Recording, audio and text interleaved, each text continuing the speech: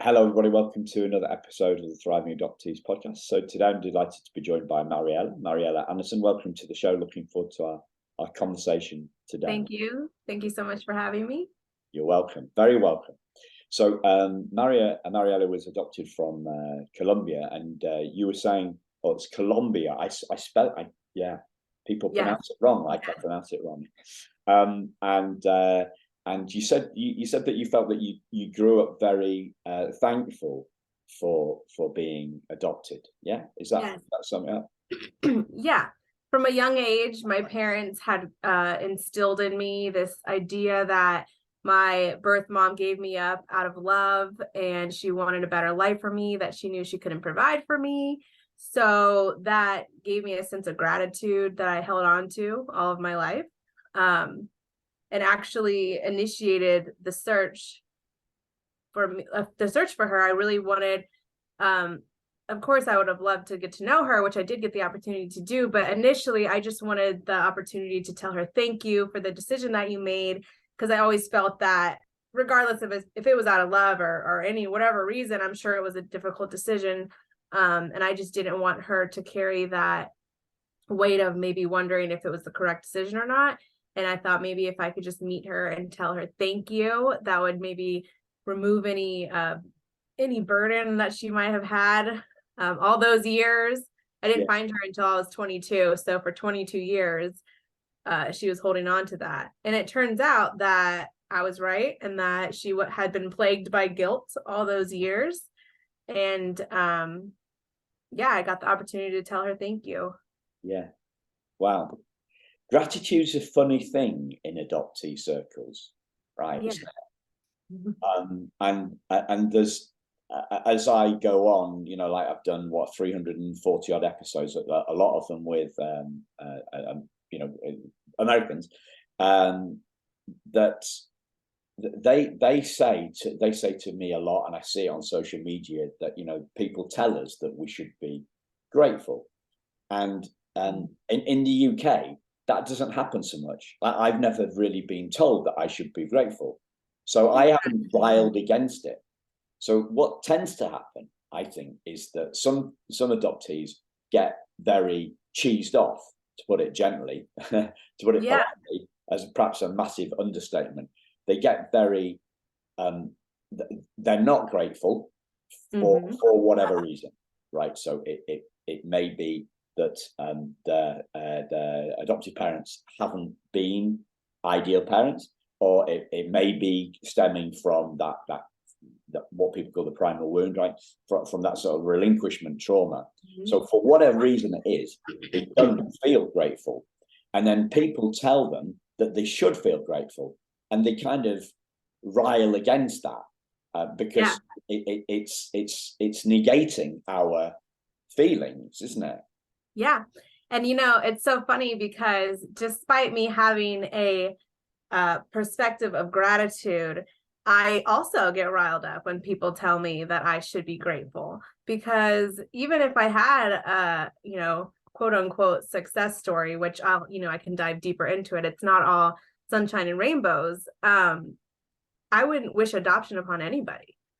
So no, I shouldn't be grateful I was adopted. I didn't ask for this. None of us asked for this. So I've had to learn that, I can be grateful, but I can also be, like you said, cheesed off. I'd never heard that expression. But I can be both. And that's part of my healing journey, is that I've learned that I can be two things at once. Right. I can have resentment, but I can also live in gratitude. So this thing, having two things at once, it seems to be a little bit of a theme that's coming up for me at the moment with some stuff that I'm listening to. This idea: the closer that we get to truth, the closer we realize there is a paradox. And I can't say anything more than that on it, other than I've heard this and it seemed to make sense. And then I heard it this morning or this afternoon when I was driving the car to the swimming pool, right? And then you've repeated it back, and I'm thinking, right, okay, yeah. So somebody else sees that thing. Somebody else sees that paradox. here's here's a question. So sometimes I'll ask a question and I've got an answer to it, and most of the time I'm trying not to. I'm trying to ask questions that I don't have an answer to. I reckon I'm at my best when I'm most curious, right? Okay. So why do we get so cheesed off, or you Americans would say pissed, or Brits would say pissed off, right? But right. This is kind of a family show, so I said cheesed off, right? So why do you think we as human beings? Well, no, sorry. Why do you think you as a human being get so pissed off when your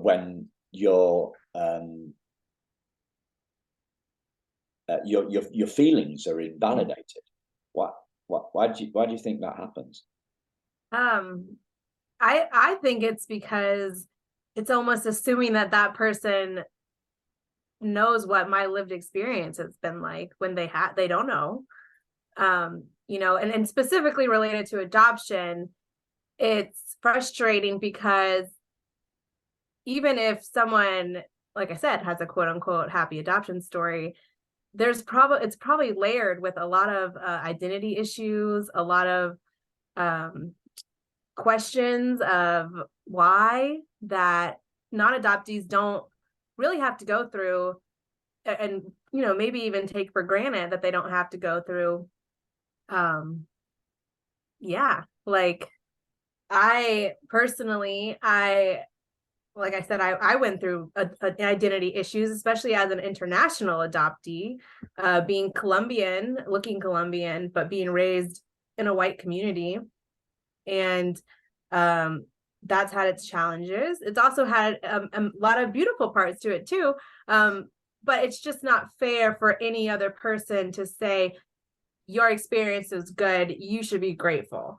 That's not fair because you haven't experienced it and you don't know the layers of this experience, just because you see the surface, if that makes sense. Yeah.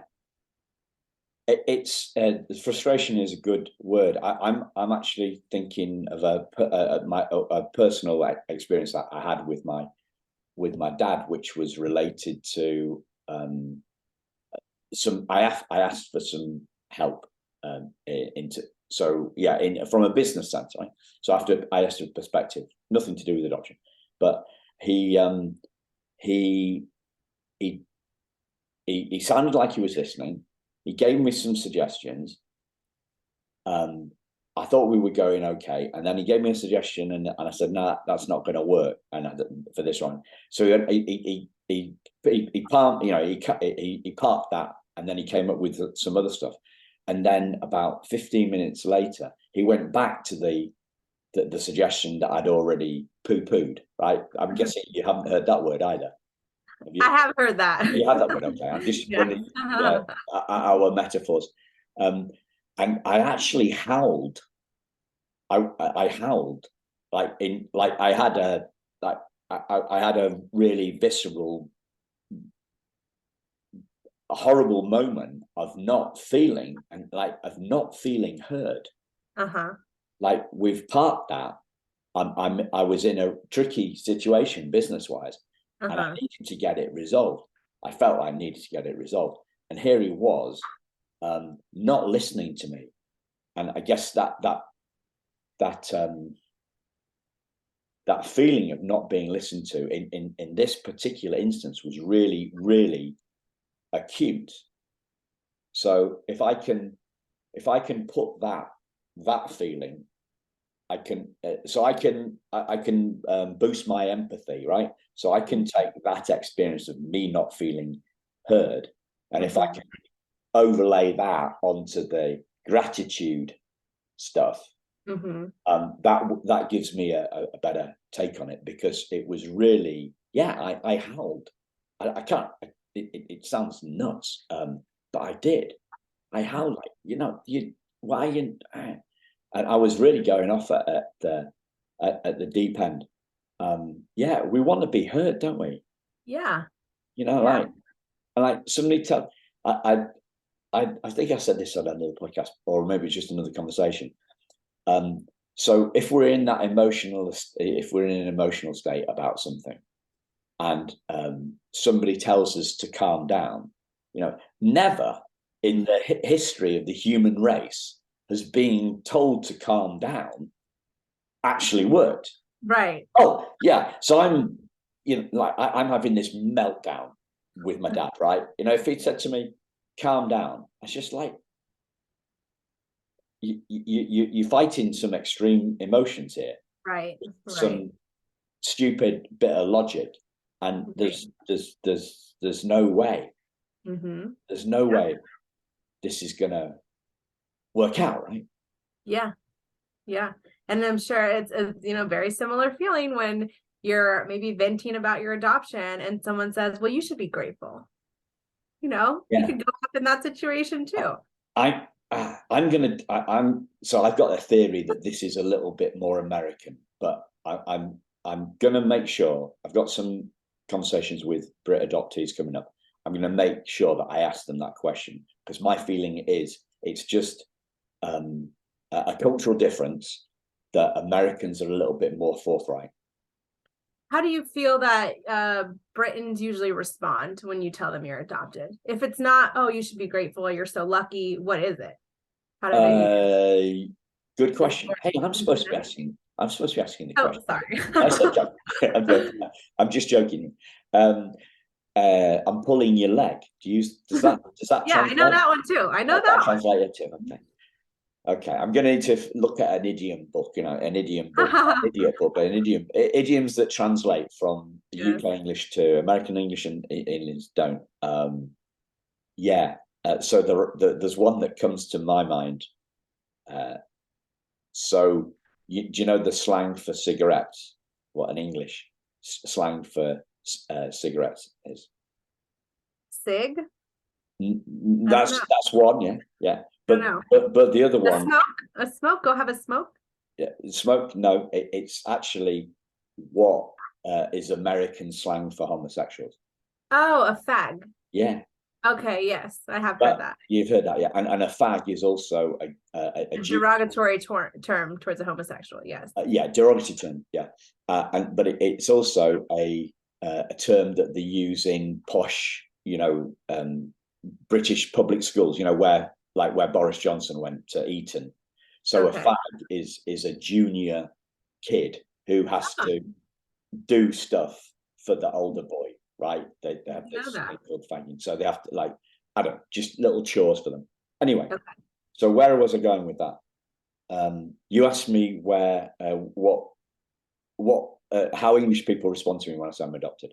They pretty much always go down. Have you ever thought about getting in touch with your real mum? Have you ever? Yeah, that would probably be We do get that too, because I remember being frustrated with that question growing up as well, because the way it was phrased was, do you know your real mom? And I would be like, yeah, she's at home. I live with her. She raised me. That's my real mom. But also some of that could have come from, and I can't remember. I honestly don't have a specific memory of ever having this conversation with my mom, but maybe my parents had instilled this in me as well. But I had this idea that a real parent is someone who is there for you every day. They're taking care of you. They change your diapers. They're staying up with you when you're sick. That is a real parent, despite whether or not you are biologically related to them. So when people would ask me, do you know your real mom? I would be like, no. You mean my birth mom or my biological mom. My real mom is my mom, And so I remember being offended by that. But of course, people don't know any different. And that's just the word that they use. But yeah, we also do hear a lot of that. But I would say more so with the gratitude thing and you should be lucky type of thing. I'm sure domestic adoptees get this a lot as well, but I think more so international adoptees, especially those from developing countries like Colombia, because they know there is a huge difference, economically, and so right there, and I think America is the land of opportunity, isn't it? It's always been about immigrants, hasn't it? I mean, like that's the whole thing. It used to be native. I'm not sure what I'm not sure what Native Americans. is that the PC term for that? But yeah, it used to be that, and then it wasn't, and then it was Dutch, and it was so it wasn't New York, New Amsterdam, and then before it became New York. I live near Old York.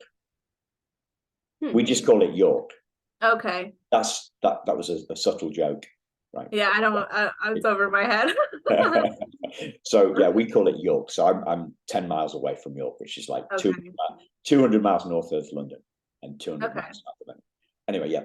So yeah, America has always been about immigration. So it's this economic opportunity thing. So yeah, that actually makes sense, because I don't think international adoption is as big in the UK as it is in the States. So there's a lot less of it. Yeah, now that you're saying that, I don't think I've met any Colombian adoptees. I'm saying Colombian specifically because that's the group that I know the most adoptees from. I don't think I've met anyone from the UK, but I've met people from Australia or maybe Sweden or other places, but the UK specifically I haven't. So there's a reason. There's probably a reason for that. So in the UK, domestic adoption of infants does not cost parents money. Oh, okay. Well, there you go. That's probably the reason right there. That's probably the reason. But I'm told, and apologies if I'm wrong, I've been told this, that international adoption does cost money. Correct. Right? So in the US, it's probably cheaper, I'm guessing. Like when I saw a menu pricing, of adoptees, right, it actually made me want to be sick. Yeah, I can see it. Even just the word menu pricing is just rubbing me the wrong way.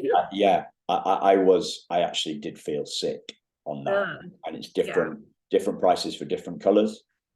So, wow. Oh, so I think this whole kind of, you're talking about layers of identity. We're going to get onto that in a minute. I'm going to ask you about that in a minute. But if we look at layers of trauma, I'm having a strange reaction, like a goosebump. Oh wow, goosebumps. Yeah, goosebumps. Yeah, and that.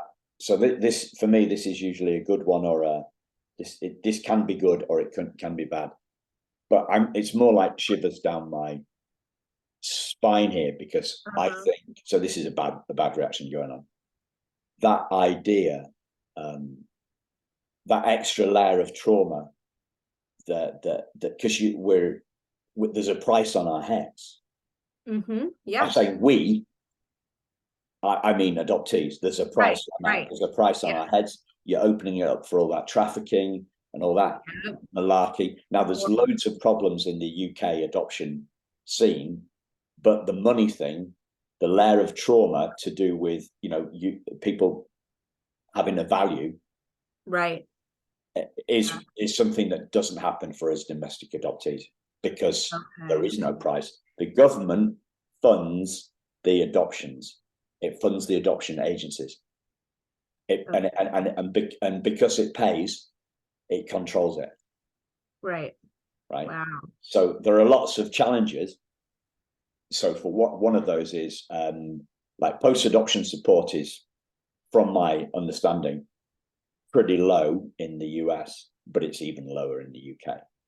So the government, if you want to see, the government in the UK doesn't distinguish between a therapist and a coach, right? An adoptee therapist and an adoption coach, and it sets some very high financial barriers to that, not just like how well trained you are, but the fact. So there's a massive shortage of adoptee competent therapists, because the government sets the bar so high. Anyway, but I think that for me, it seems to me, if you look at the you look at the trauma, dividing trauma into layers. Okay, so you've got the relinquishment layer, you've got the any stuff that goes on within the adoptive family.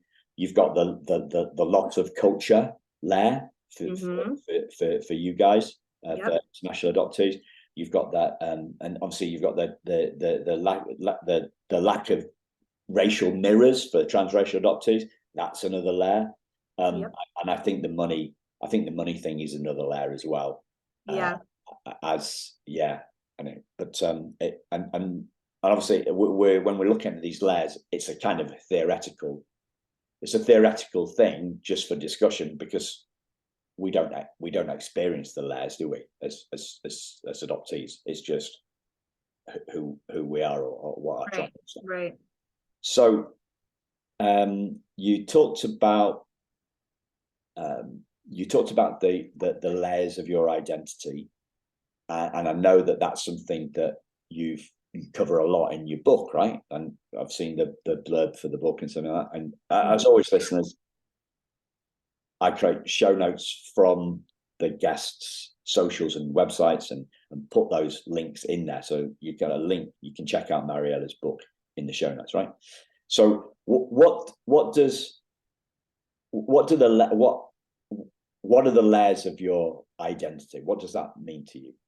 The multiple layers. I would say it would mean that, as I said before, being a Latina raised in a predominantly white area, finding my place, but also finding what makes me feel best in terms of my identity. Because, for example, growing up, I was young.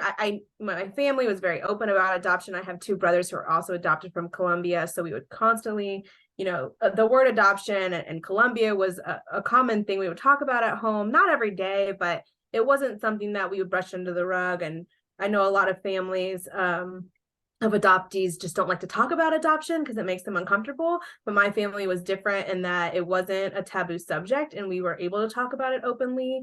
And my parents made us feel very proud to be Colombian. And so I held on to that from a young age. And I would introduce myself and say, "Hi, I'm Mari, and I'm adopted from Colombia." And even in kindergarten, I remember doing that. And it was a very big part of my identity. Even though I didn't necessarily know what it meant to be Colombian, I was still a very proud Colombian. And so as I got older, I would start to maybe meet every once in a while. Maybe there was a Colombian in my class, like very randomly. I remember like in 6th grade meeting this Colombian girl, and she was like full-blown Colombia, she was part of the culture. And I was being raised by Americans, so I was very much talking and acting like all of my, white peers. But I look, like I said, I still look Colombian, but I would almost forget that I was Colombian because I'm just living my life. And I'm just, and my experience is being raised by white people. And so I feel kind of white inside now. And I remember meeting that 6th grade classmate who was Colombian, and she was like, when she found out I couldn't speak Spanish, she said, "Well, you're not a real Colombian." And that really hurt me. And I was like, "Well, yes, I am. I was born there, and it's in my blood, just because I don't speak the language." And so that is one thing that I always remember, that I was like, "Wait, hold on. Now you're making me question my identity here, like just because I don't speak the language." And it became a thing where I almost felt ashamed. And I was like, "Can I say I'm Colombian if I don't speak Spanish?" And then as I got older, continued to grow up, like I said, I kind of would forget about it sometimes, just kind of living my life. And then I get to college, and I find out about this scholarship opportunity that's only offered to Latins in the school, and it just helps pay for like textbooks and stuff. But the kicker is, in order to get that help, you have to attend some of these little events with other students who are also in this program. So I started going to these little field trips, and it was just like field trips to go visit other colleges. Or I remember one time we went, I can't remember if we went bowling. Like maybe they also tried to do like fun little activities too. But through this group, I started meeting other Latins, including other Colombians. And I told them, my story, that I was adopted from Colombia, and they just thought it was so fascinating that I was Colombian and I look Colombian, but I don't speak Spanish, and I'm being raised by these white people. And they would tell me like, oh, you have different opportunities than we have. But they were really, so welcoming. And they started teaching me more about Colombian culture, taking me to Colombian restaurants to try the food, and just kind of took me under their little Colombian wings. And I really appreciated it. And it was around that time that I started searching for my birth mom. And when I found her, I used this group of friends to help me with translation, to help communicate with her. And I started to really step more into my Colombian identity during that time. And then, of course, after I found her, I went to visit Colombia for the first time, and I've been back 9 times since. And I feel much more connected to the culture. But what I've learned over time is that I don't have to just be Colombian. I don't have to just be American. Again, it's like this thing, I can do both. I can be both and be proud of both. And I've reached a place now where I'm glad to have both pieces that make up me. But ultimately, like at the end of the day, I'm human, is what I've realized. I'm a human being, and it really doesn't matter where I came from. But also, it took a long time to get to that point. And there are still moments where, I go into a restaurant, Mexican or wherever, maybe even Colombian, Spanish speakers around, and they start speaking to me in Spanish. And now that I've been back 9 times, I do have a decent amount of Spanish under my belt, but I am by no means fluent. And so I still catch myself feeling a little bit ashamed or embarrassed that I can't communicate better than I can. So yeah, that's just interesting difference between your students, your fellow students. In 6th grade, the Colombian girl, questioning yourself, whereas but at college there's a different side, and I think those. I'm glad you've had both experiences, right? Because I think that early stuff can land, when that stuff lands for us. When I think about stuff I've had from other kids at school and outside of school, and this is coming from Brit kids, right? So other white kids, but I lived in a posher part of town.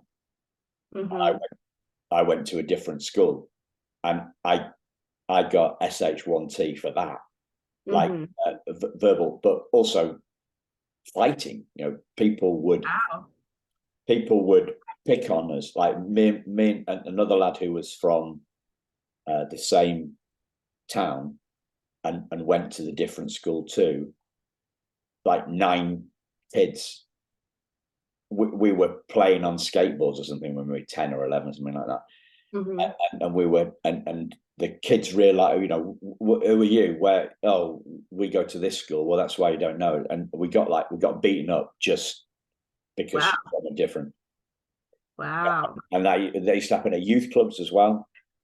So, and it happened in scout group. Like I got bullied for a number of different reasons. But kids will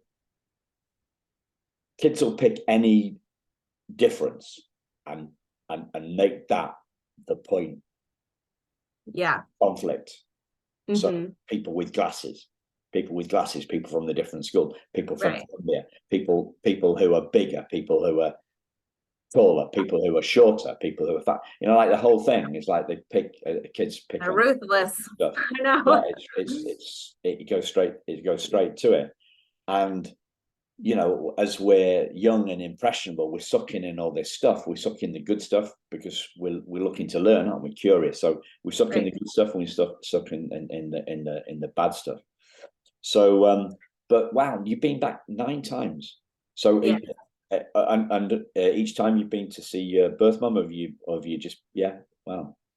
So I also, after I found her, I was introduced to everyone on her side of the family, which includes 2 half siblings, a brother and sister, and a lot of cousins, and then my grandparents, uncles, aunts. I mean, it's this huge Colombian family, which is another thing that took a a little while to take in and accept, because my family here in the United States is pretty small. You know, I have my parents, my brothers, and maybe like 2 cousins, and then like just a couple aunts and uncles, and that's it, and my grandparents, and that's it. But then I go to Colombia, and when I first arrived, there was a mass amount of people waiting for me behind this big glass wall with signs and tears in their eyes, and it was quite the scene.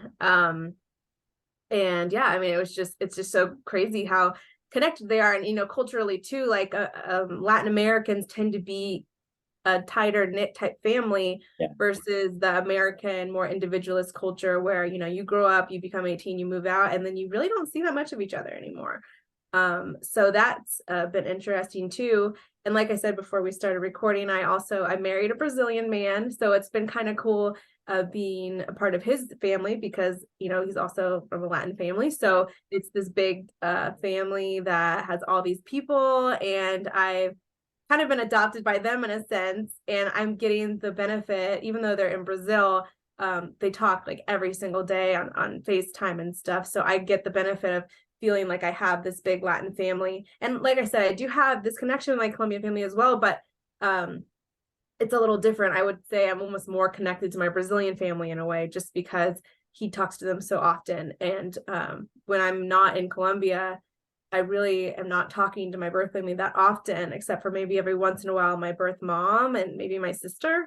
But everyone's kind of living their lives, and they're so different. Our lives are so different. There's not a lot of I don't want to say there's not a lot to talk about, because I'm sure there is. It's just or maybe the effort's just not made on both ends. I'm not really sure, but whenever I come back, I always think maybe we'll be more in touch this time, and then we never are. So I don't know. So I could dive into all sorts of stuff there, but I want to go back to something you said before we hit the record button, and that was about coming out of the fog. So what was coming out of the fog for you? Because it sounds like it's different to some other experiences. Yeah. For me, it was a little different because I grew up with parents that had kind of painted this pretty picture of who my birth mom was, not physically per se, but just like, you know, this really loving woman who just loved you so much that she gave you up to give you an opportunity at a better life. And so with that positive perspective of her, I think I also just subconsciously had painted a picture of her of just being a very beautiful Colombian woman. I'd always hear about how beautiful Colombian women were, so I just imagined her being that way as well, being super smart and honest, and you know, just having herself together after all these years later. Like I just imagine like the ideal version of her. And when I met her, you know, I still love her regardless, but she definitely didn't match the image I had in my head. She's got a lot of mental health stuff. She's got physical health stuff. She's got, you know, some lying tendencies. I don't know if it's from a place because she's coming from a place of survival mode, which I also have empathy for. But you know, it's just different. It's different than what I expected. And it kind of popped that little fantasy bubble I had in my mind. And I started to learn more about her perspective and like why she gave me up. And yes, it was to give me a better life, but also she didn't have any support from her family. Like she didn't feel she could tell them. So no one even knew about me for 22 years until I found her. Wow. And then she told them, and they were all shocked. So, you know, I've just learned that there's a lot of stuff from her perspective that was hard. And I can see how giving me up was very difficult for her in her life. And she did tell me recently that she just started going to therapy. So I'm really thankful for that. And I hope that she can, you know, start her own healing journey. But yeah, and also I think something else I had kind of fantasized about once I had made contact with her, you know, initially I just wanted to tell her thank you, but after I had made contact with her, I was envisioning this idea of like us just having this natural mother-daughter bond, and it just being this like spiritual connection, and we could read each other's minds type of thing. And that was not the case at all. I feel a lot of times very unseen and unheard by her. I don't feel that she'll ever fully understand my perspective because of cultural differences and because of, I mean, I don't know what else, honestly. Maybe there's other layers to it. But yeah, it's been a difficult relationship to have. And sometimes I feel like finding her opened a can of worms. And one thing that has been like a reoccurring theme with her is that because of the economic situation in Colombia, like she is more in survival mode. And, you know, they have this perception of Americans that we have all this money. And like I told you, I work in the school system. So I'm not like, it's not raining money over here. And she continuously asks me for money and for help. And she'll tell me these stories of how she's so desperate and she, you know, can't pay her bills, or, you know, recently it's that she has teeth problems and she's in a lot of pain. And it's really hard for me not to want to give, but at the same time, I've had to learn that it's not my responsibility. And so that's something that I'm currently still trying to find the balance between, of like, when can I give and when do I need to say no? And yeah, that's something that I work through with my therapist, because I know it's not my responsibility, but like, I do want to help, but I don't want to do it out of a place of resentment. So that's a whole nother thing. But I would just say that when I first found her, or even when I was younger, fantasizing about her, like I never envisioned me having to go through this kind of relationship and these feelings that I have and the sense of responsibility, but also it's not my responsibility. And it's just a sticky situation now. Yeah. So was that relationship the main? You said there were you talking about your therapist. Was that the situation? Was that situation the situation with your birth mother? The fundamental driver for going into therapy? Was that you wanted to deal with, or were there other factors as well? Or how was that? Yeah, I think there's just other factors. It definitely played a huge part. I know that therapy in general can be so beneficial. I think everyone should use therapy. But yeah, my therapist isn't specifically like an adoption therapist. I've never had one, like adoptee specific therapist, but I do talk about my adoption quite a bit, and it seems to help, you know, just to be able to get it out, because a lot of stuff I don't even realize I'm holding in until I just start talking, and then stuff comes out and I'm like, wow, I guess this is bothering me more than I realized. So yeah. Yeah. So what does healing look for you like? What does healing look like and feel like for you then? I would say it feels like being gentle with myself, regardless of what feelings come up, even if I can't make sense of them, or even if it seems like, you know, there are times I might feel anger towards my biological mom, and I don't want to feel that, but also allowing myself to feel what I need to feel in any moment that I have an emotion. But also it looks like me talking about it to people that I know are a support system for me, whether it be my parents or my therapist or my husband or my friends, people that know about my story, especially leaning into other adoptees. That's been a huge support system for me. There's a group on Facebook called the Adopted from Colombia page, which has been great because there's a wide range of experiences on the page, but it's just really nice to have a group of people from Colombia.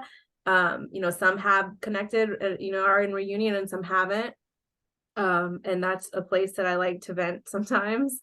And it does, you know, it helps me feel seen and heard and validated. And also a huge part of my healing journey has been sharing my book, because this story was such, it made such a big impact on me. It felt almost selfish to not share it with others. Initially, I wanted to share it with other Colombian adoptees that might not be able to find their birth families, and maybe they could live vicariously through my experience. But also what I've learned through sharing it is that a lot of other people get stuff out of it too. And it's been very validating for people to read what I went through and kind of see how I came out on the other side of it. And, you know, I wouldn't say that I'm like healed. I'm definitely still on my healing journey. But yeah. Yeah. So what does whole mean for you then? Whole? Whole, yeah. So by whole, I mean the end of the healing journey. Does that look like there is one? Yeah, I was gonna say, I don't know if there is Doesn't like there is one. honestly. I don't know if there ever will be. I think it's more of me, having more tools in my toolbox, as they say, or more coping mechanisms, more more outlets to lean into when I need that extra support. Because ultimately, you talked about the primal wound. There's some stuff that I just think there's so many layers that I don't know if I can consciously get to this place of healing. I mean, maybe one day I'll get hypnotized and someone can just like snap their fingers and all of a sudden I'm healed. I mean, I don't know, but I don't really foresee like a day where I don't ever feel affected by adoption. Like, maybe one, it's not that I always feel that every day, but ultimately it's a part of my experience, part of my life experience. And I do think it's made me, I'm better off because of it. And it's not just because I got lucky and, all that stuff we talked about before. It's more of that I've had to go through the growing pains, and that's made me stronger of a person. And even, the disappointments that I may have faced with, relationships that I had anticipated being one way with my birth family, but ended up being different than I expected. That's painful. And I've had to work through that. And I feel strong because I've had to work through that. It's made me stronger in other relationships, so I just think I don't want to say that I'm like always going to be broken or anything like that. I just think I'll always be growing. There's always room for growth and healing to continue. And when I may think that I'm good, like, who knows if another, layer is going to pop out of nowhere. So. Yeah. So kind of my take on this is that it's a bit kind of counter, I think, to a lot of people's take. And okay. It's about, so I think stage one is seeing who we are, right? And that's a landmark moment. And then and the rest of our lives are the rest of our lives consist of forgetting who we are, remembering who we are, forgetting who we are, remembering who we are. But I would couch it in those terms. Does that? Yeah, actually, that makes a lot of sense, because it honestly feels like a roller coaster. The whole journey just feels like a roller coaster. There are times where I'm like, oh, I'm good. And there are times where I'm like, okay, this is affecting me. And there are times where things I've experienced, different emotions and stuff, where I may have assumed it's just part of the human experience. But then later on, after talking to other adoptees, I've realized, oh, there's a common theme here. This could be related to my adoption and not just because this is part of the human experience. Okay. So does this stuff interest you, what we're talking about now? Yeah. The human experience. So I want to share a post that I put on Facebook the other day, because let's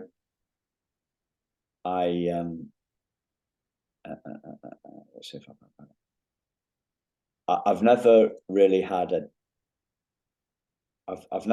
an in-depth discussion about this. So I'm getting comments on Facebook on it, but okay. But oh, I can't find it. That's so hopeless. Oh no. Maybe you could search. Yeah, got it. Okay. Right. So here we are. I often use this quote: "We are not human beings having a spiritual experience. We are spiritual beings having a human experience." Yeah. I love that quote. I actually have painted that quote on a sign. I love that quote. So, but I've never really explained what I mean by that succinctly and clearly. So I'm reading it to you because I'd love to hear your take on that. So the question is, how does that quote relate to being an adoptee. So number one, trauma is in the human experience. Mm-hmm. Number one. Two, but we are spiritual beings. We're spiritual beings. So that although trauma is part of our experience, it is not who we are. Right. Yeah. Mm-hmm. So we're spiritual beings having a human experience. And then number three, disidentifying from our trauma reveals our true identity. We can look at identity at many levels. I mean our most fundamental level, our essence, that which never changes. I love that. So actually, when I went to Colombia for the first time, I had this almost out of body experience while I was there. I remember I was standing in the street of a very busy area where there was a lot of people selling stuff, and it was just like this whole new world to me. I'd never seen anything like it.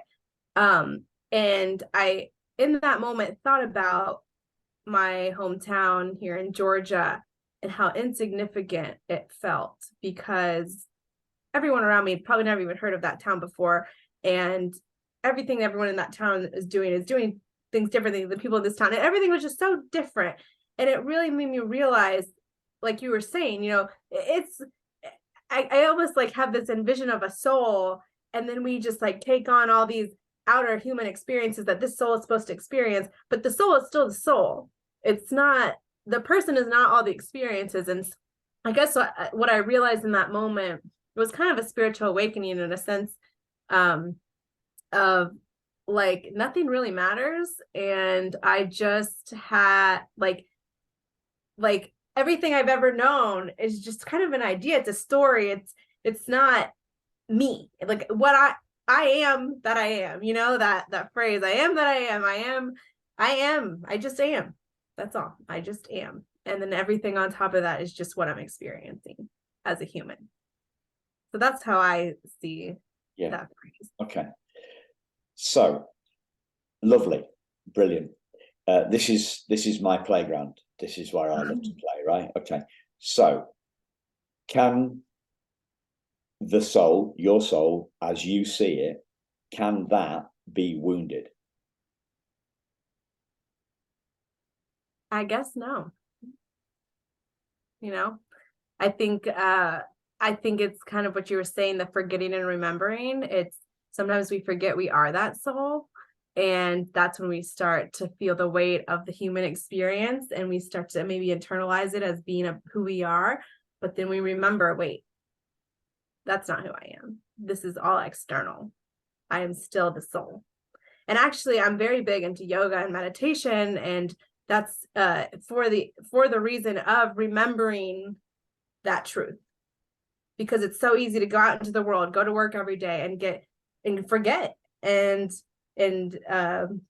maybe let certain situational problems at work or whatever weigh heavy on me or take up my headspace, and then I have to remember, hold on, that's all temporary anyways, like and not so important in the grand scheme of things.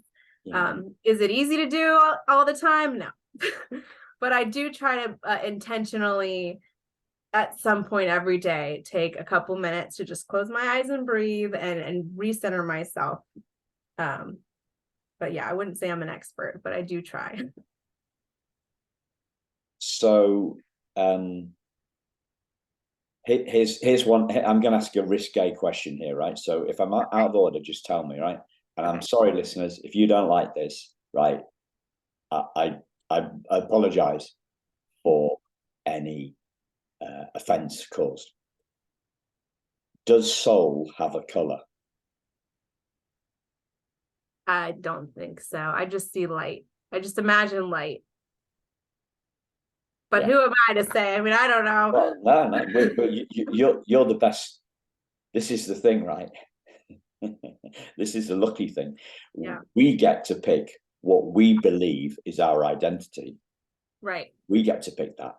Right. I'm just asking. I'm just asking questions. Yeah. And actually, one thing that I will say, so I have my book right here. It's called Yeah. Home Sweet Casa, but this little subtitle here is A Journey to the Universal Soul, and that's of the universal heart, sorry. But that was kind of where it was coming from, was that we can all reach that place of this realization when like when I was in Colombia and I had this out of body experience. We're all able to tap into that inner part of us, that our souls. And when we're in that place, it's actually a lot easier to connect with each other because you kind of realize we're one and the same. And so that was actually a big part of why I had added A Journey to the Universal Heart. And because I was in that state a lot, my first trip, you know, I went to Colombia, I had no translator. I hardly knew any Spanish. I really was just forced to be in a place of just being. And it helped me to just connect on like a deeper level with my biological family that I never thought it was possible to connect with, you know, a stranger, you know, because they really are strangers to me at that point, on that deep of a level. And it really felt like it was a heart-centered thing. And I didn't reach that heart space for nothing. I mean, it was the soul. It was the soul. And I always say we spoke the language of the soul. Yeah. So yeah, this is kind of my playground too, actually. Okay, cool. So I think we get really, really confused about identity. We as human Yes. beings, right? I agree. We as human beings would get all of us, adoptees in particular, right? Because you, like, even at its most basic level, I was David Anthony Flower, and then I became Simon Jonathan Ben. I didn't know that I was David Anthony Flower for 5 weeks of my life. Was I David Anthony Flower? When did I transition from? Right. You know, like you could, like, so my birth mother took me to a short-term foster mum, I think. Then she relinquished me once, and this is what I think happened. Then did I stop becoming David Anthony Flower then? And who was I then? Oh, and then she picked me back up then when I was like 5 weeks old, and then it's like who am I? Right. Well, the truth never changes. I always think like I literally have this vision, you know, it's like this light, and then we add labels on it. We add all these labels. You know, your name is a label. Your origin country is a label. I'm Colombian, that's a label. Adopted is a label. Daughter is even a label. I mean, we have all these labels, and it's so easy to take that and say that's who I am. But really, if you take all that stuff away, we're still that light. Yeah. So see, people now are starting to do this. People, adoptees are starting to do this, and I can tell that you've done that, right? They are writing memoirs that talk about this stuff at some level, to some percentage, at some percentage, right? But they're still memoirs. They're still memoirs, so they're focused on the story. Right. And I don't know what because I haven't read your book. I don't know what percentage of your what percentage of your book is story, and what percentage of your book is, let's call it, I don't know, what would you call it? Soul exploration, soul realization, soul stuff. Yeah. Sorry, go ahead. Yeah, no, you. Yeah. Oh, I was going to say, I feel like my book in particular is a nice combination of the two. Yeah.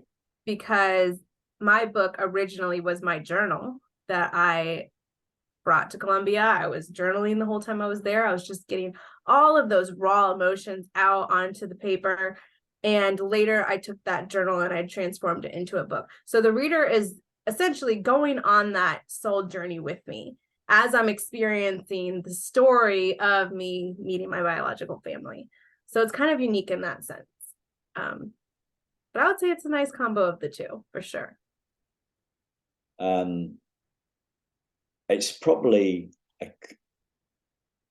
so what I want to see, right? Not from you, but what I think should happen is that we need more of this. We need more of this soul exploration, right? Mm-hmm. But people are looking for stories, aren't they? You know, like if we think, and as I'm seeing I'm laughing at my own stuff here, right? Because I'm thinking that this is the right way to do it. But then if we look at the stories that films tell, you kind of, you bring people in on the entertainment level, Mm-hmm. and then hopefully you help them to a realization as well. I mean, there was this term for it, wasn't there? In a slightly different way, was edutainment. They came up with this term, edutainment, not with relations to books, and but that would be more like gameplay on the gameplay on the internet, a game with some learning embedded, embedding learning. Right. But my feeling is that my feelings will. So one of the reasons I haven't written my book is because I've been unsure of the combination of the structure. Mm-hmm. I've started it 3 times, and I've put a lot of work into it, like 10,000, 12,000 words. But I'm never sure quite. I've never been quite sure of what the combination is. Yeah. I've got this feeling that we need to dial up the soul exploration, the soul exposition. Actually, I don't know. I've never used that word before, but let's bring the soul out. Let's bring this to the forefront. Right. Maybe we're still in a place where we need to embed this within a memoir. What's actually coming to my mind with all this stuff is that if we think, right, so I'm with you on the soul stuff. So I believe that me being interested in this, I'm looking for the soul exposition teacher that exposes the soul. Yeah, that's what I'm interested in. And I haven't come across, or the best people that I've come across at this are non-adoptees. Okay. So, yeah. So, so my question really is like, where is the Brené Brown or Eckhart Tolle or Don Miguel Ruiz or my favorite guy that I name check all the time, Rupert Spira? Where is the guy? Where is the girl? Where is the kind of the person that's going to show fellow adoptees or point fellow adoptees to their souls? And as I say that, I think, well, that's what I'm trying to do. Yeah. But I'm not trying to do it on my own. Yeah. I've just figured this out. Now I'm getting goosebumps for a good reason, right? So I'm not trying to do this on my own, because I'm not an Eckhart Tolle.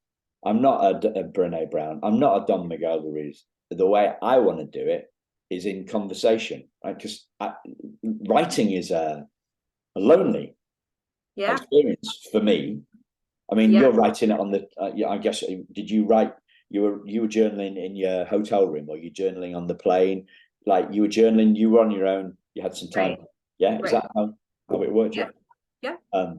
But for me, I would be taking time away from conversation to write, and I prefer talking to writing. I prefer dialogue to monologue. Yeah. I actually prefer dialogue as well. However, this book almost felt like a necessity.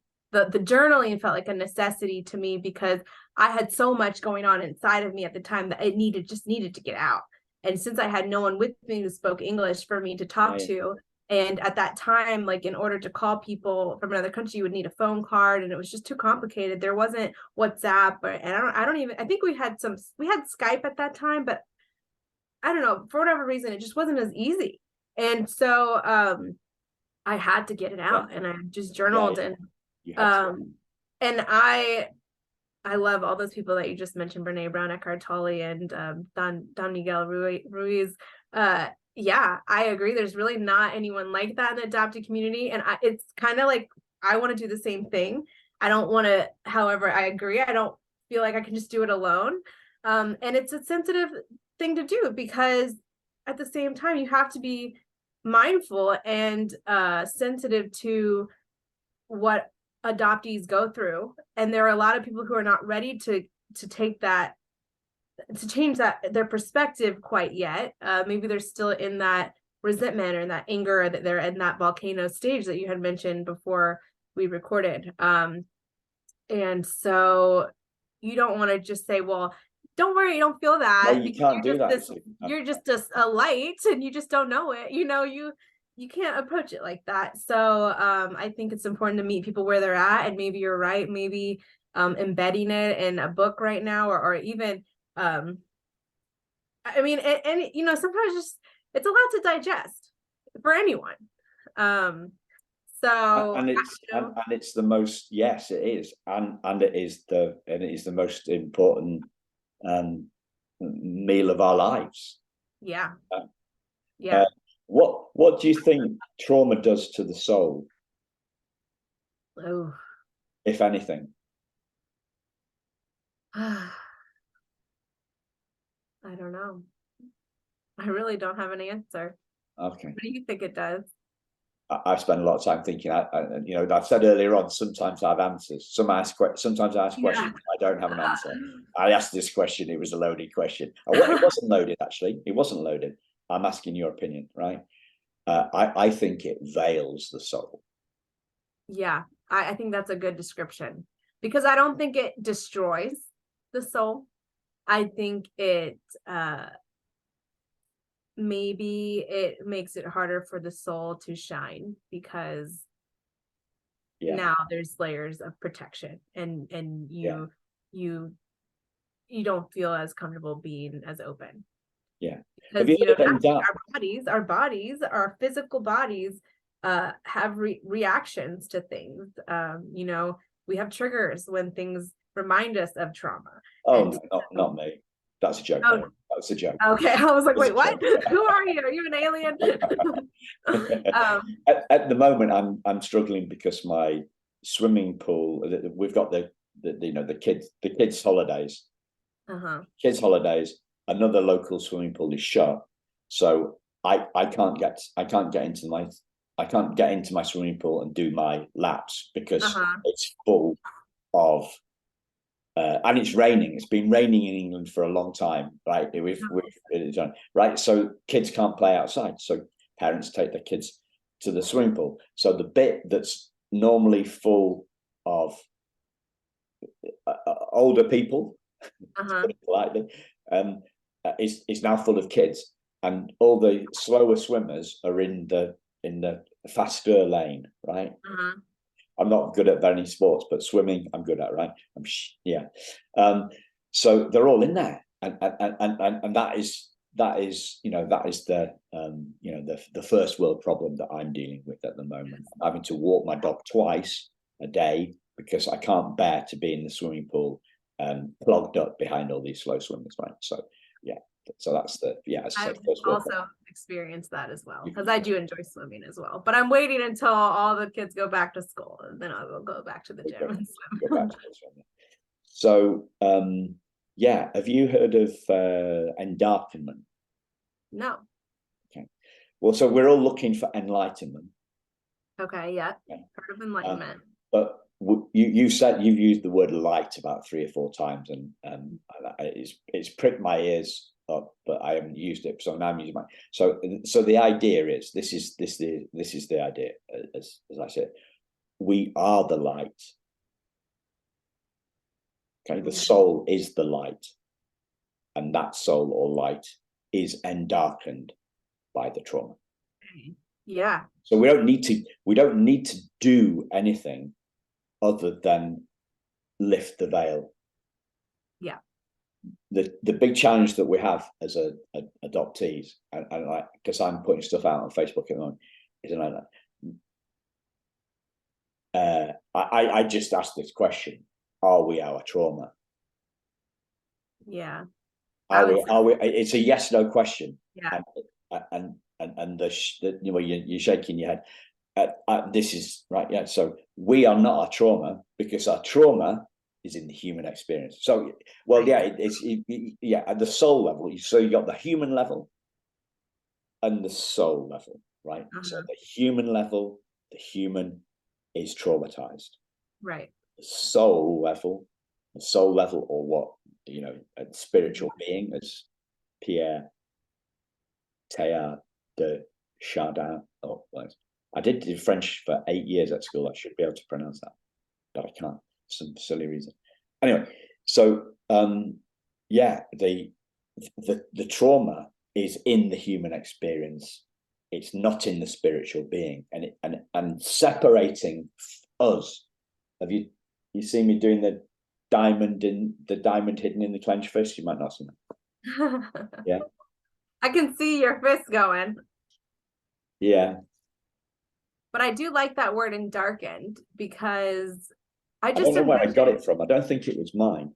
But I just envision a lampshade. Like, we're living with a bunch of lampshades on us, and we can take them off little by little, but that requires us to go through the healing process of those, what caused those lampshades. It is the healing process. Yeah. I think I love the lampshade analogy. You know, like, yeah, I love the lampshade analogy. But yeah, to me, it is that. So.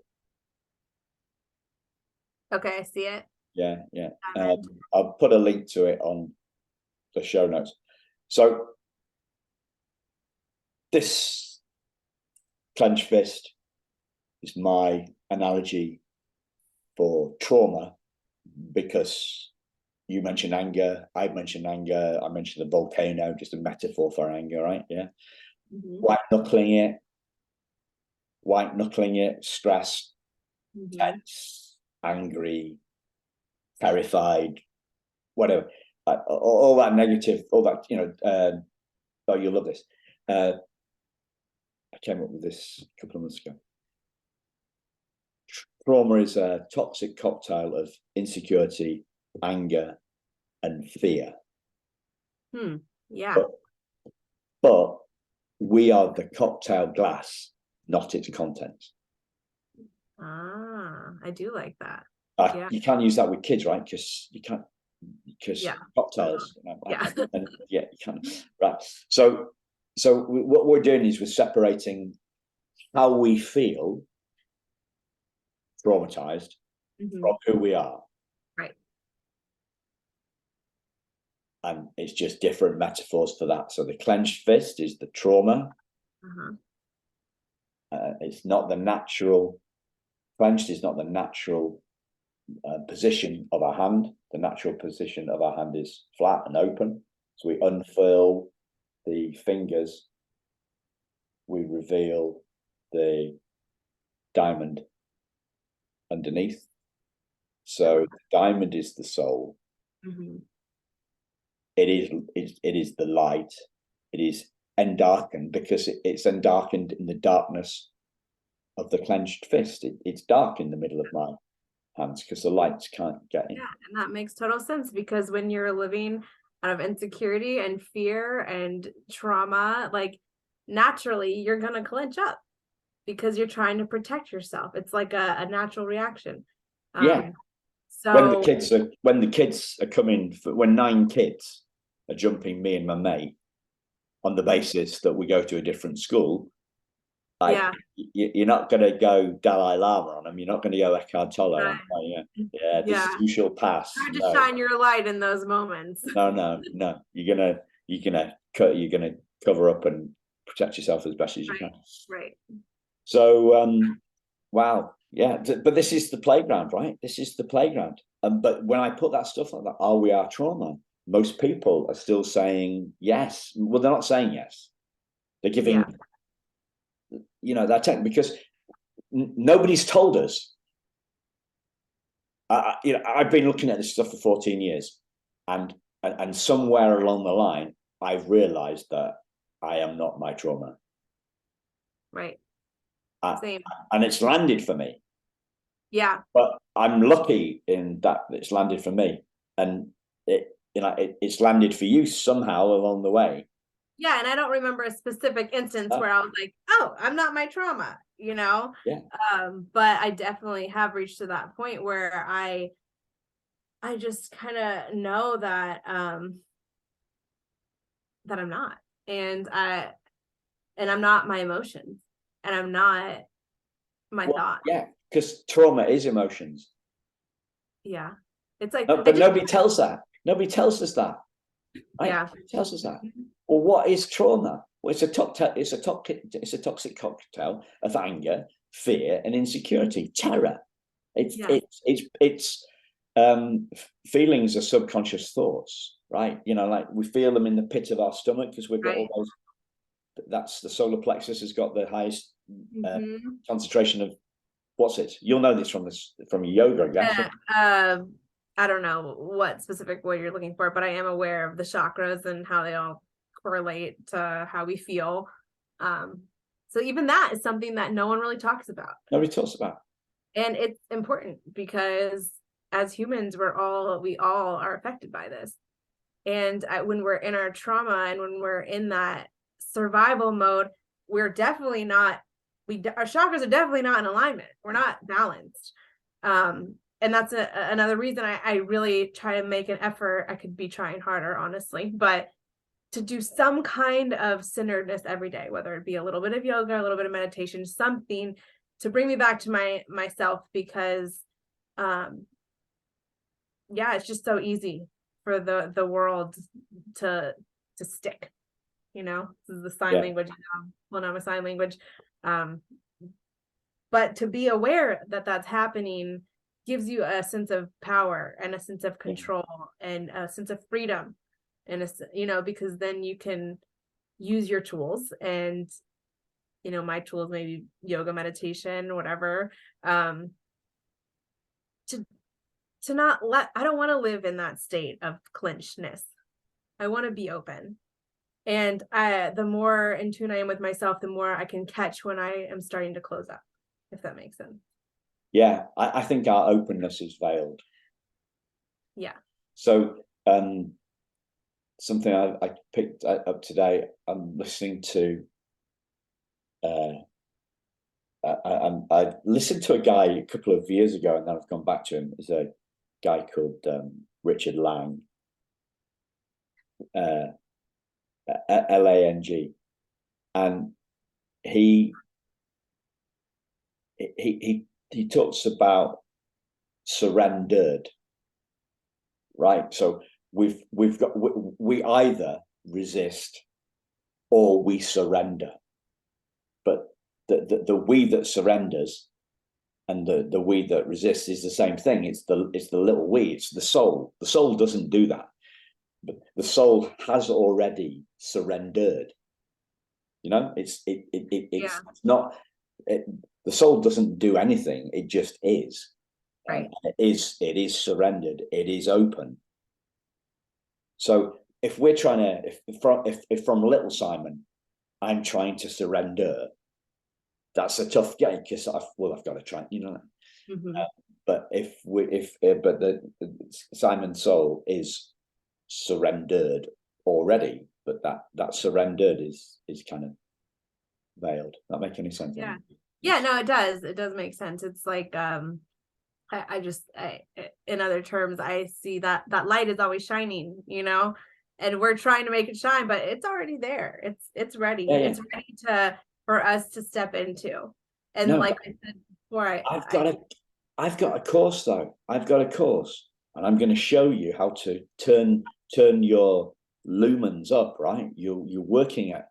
I can see that you're only working at 40 watts, and that you need to work at 100 watts. And if you pay me $9.99 a month, I'll show you. Do you mean I'm joking, right? The whole thing.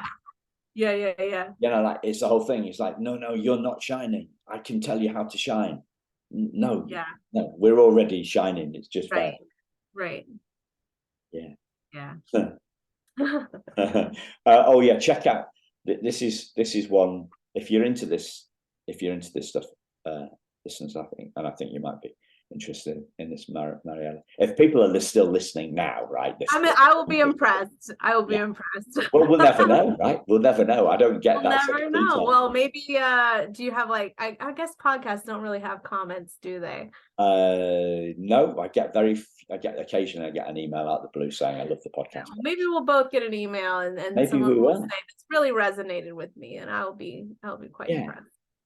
So what if meditation is what we are, not something we do? Yeah, honestly, they say meditation is a practice because it's so hard to just sit there and like turn off your brain, with all these thoughts, this influx of thoughts, so hard to just make it stop.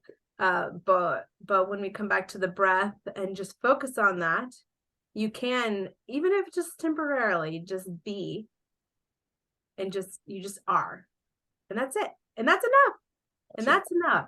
That's all we have to do is just be. But I think we put a lot of expectations on ourselves to have to be other things, but actually we just need to be.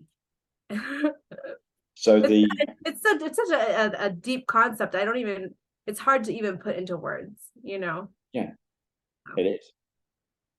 That's a Rupert Spira thing. Meditation is what we are, not what we do. So I like credit him for that.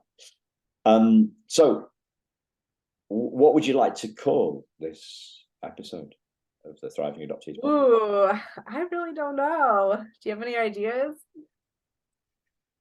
I got nothing right now. I haven't seen your other episode names to see kind of. I tried different things.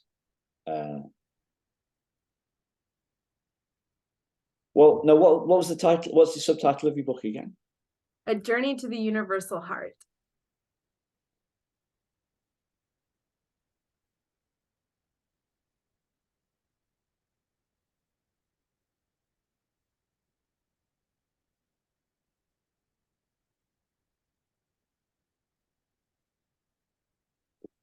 Sounds like a good idea. I use the subtitle.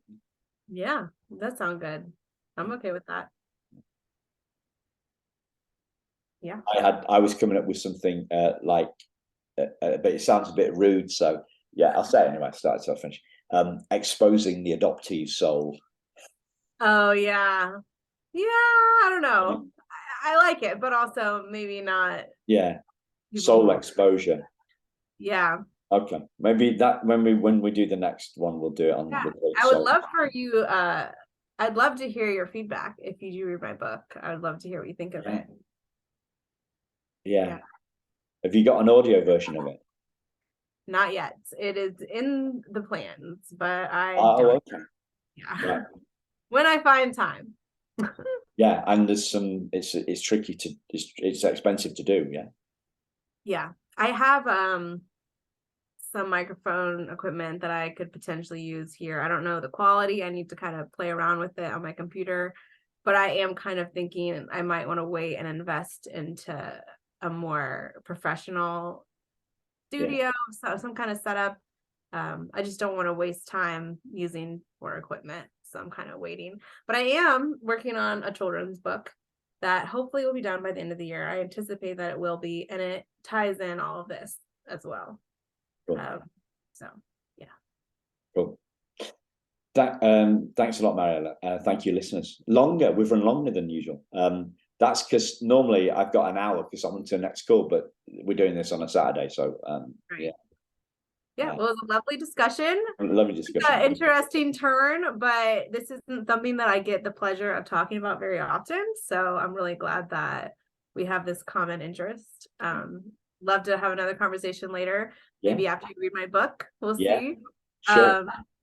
And yeah, let's stay in contact. I did also go and listen to that class that you did on how to sell more books. So thank you for doing that. And yeah, let's stay in contact. Maybe I think I have your Instagram. Yeah. I'm pretty sure. Yeah. Yeah. But yeah. Lots of love, listeners. We'll speak to you soon. Thanks a lot. Cheers. Bye-bye. Right, thanks.